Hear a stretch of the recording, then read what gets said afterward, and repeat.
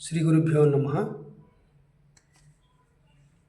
నీ దండనుండ భక్తులు వాదమ్ములు మాని భక్తి భావముతో నీ పాదార్చనమునర్చిన భేదము మోదము గెలిచి నిలుతురు కాళీ.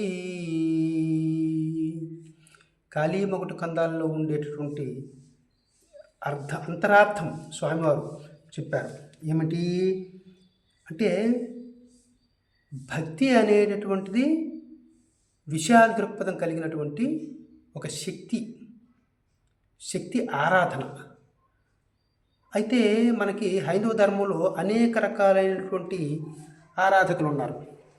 గణపతిని ఆరాధన చేసేవాళ్ళు గాణాపత్యులు, విష్ణుమూర్తిని ఆరాధన చేసేవాళ్ళు వైష్ణవులు. అనేక రకాల రూపాలలో విష్ణుమూర్తి ఆరాధన చేసేవారు, రకరకాల రూపాల్లో. శైవులు శివారాధన చేసేవారు, శైవులు ఈశ్వర శక్తిని ఆరాధన చేసేవారు శైవులు, శివారాధకులు.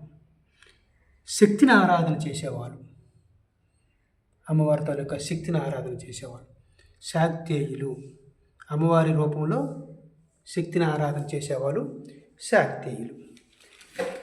గురు బోధ తీసుకుని గురు సాంప్రదాయాన్ని అనుసరించి గురు జ్ఞానాన్ని ప్రచారం చేసుకుని గురు ద్వారానే ఈ ఆరాధనలన్నీ మంత్ర సాధనలు చేసుకొని నేర్చుకునేటటువంటి గురు బోధకులు వీరబ్రహ్మేంద్ర స్వామి అని, అలాగే బుద్ధులు అని, ఇటువంటి సాధకులందరూ కూడా గురు బోధన తీసుకొని సాధన చేసేవాళ్ళు. ఈ రకరకాలైనటువంటి భేదాలు ఎందుకు? భేదభావం లేనటువంటి అభేద జ్ఞానానికి తెలుసుకోవడం కోసం ప్రథమ సోపానంగా ఇవన్నీ చెప్పారు.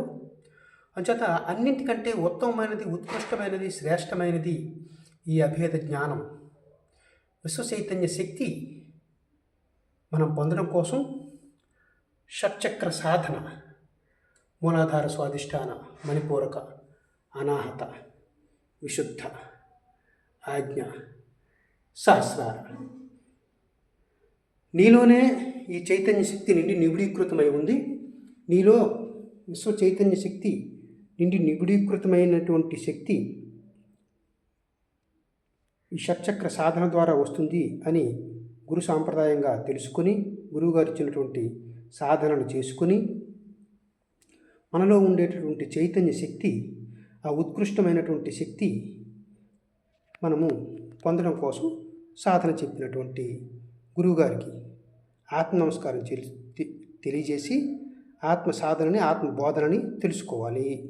ఆత్మ సాధనని తెలుసుకొని అందరూ ఇచ్చినటువంటి జ్ఞానాన్ని తెలుసుకొని నిరాకార నిర్గుణ పరమాత్మని తెలుసుకోవడం కోసం ఓంకార సాధనని చేసుకొని మహర్షులు, జ్ఞానులు, యోగులు, సిద్ధులు ఇచ్చినటువంటి సాధనలు చేసుకొని ఈ ఆకార స్వరూపానికి దాటి అవతల ఏదైతే చీకటిలో ఉండేటటువంటి శక్తి ఉందో దానికి ఆరాధన చేసినటువంటి విధానం తెలుసుకోవడం ద్వారా ఉత్కృష్టమైనటువంటి, శ్రేష్టమైనటువంటి, ఉన్నతమైనటువంటి స్థానాన్ని మనం అధిరోహించగలము. అట్టి జ్ఞానాన్ని తెలుసుకోవడం వల్ల ఈ అభేద జ్ఞానం కలుగుతుంది, అభేద దర్శనం, జ్ఞానం. అంచేత ఈ అభేద జ్ఞానం తెలుసుకోవడం కోసం మనకి అంతటి ఉత్కృష్టమైనటువంటి సాధన ఈ ఓంకార సాధన. ఈ సాధన చేసుకోవడం వల్ల మనకి ఈ భేదభావాలన్నీ పోయి ప్రేమ, జాలి, కరుణ, దయ ఈ సద్లక్షణాలు ఏర్పడతాయి. దానివల్ల ఉన్నతమైనటువంటి స్థానం కలుగుతుంది. నీలో భేదభావాలు పోతాయి, ఖేదాలు పోతాయి, మోదాలు పోతాయి అని స్వామివారు అంతరార్థంగా చెప్పారు. కాబట్టి అటువంటి సాధనను మనం తెలుసుకొని సాధన చేసుకొని మనం ఆ ఉన్నతమైనటువంటి స్థానాన్ని పొందడానికి ఇచ్చినటువంటి ఆ రత్న గులికని మనం మననం చేసుకొని స్వామివారు ఇచ్చినటువంటి ఆ జ్ఞానాన్ని మనం అనుసరించాలి.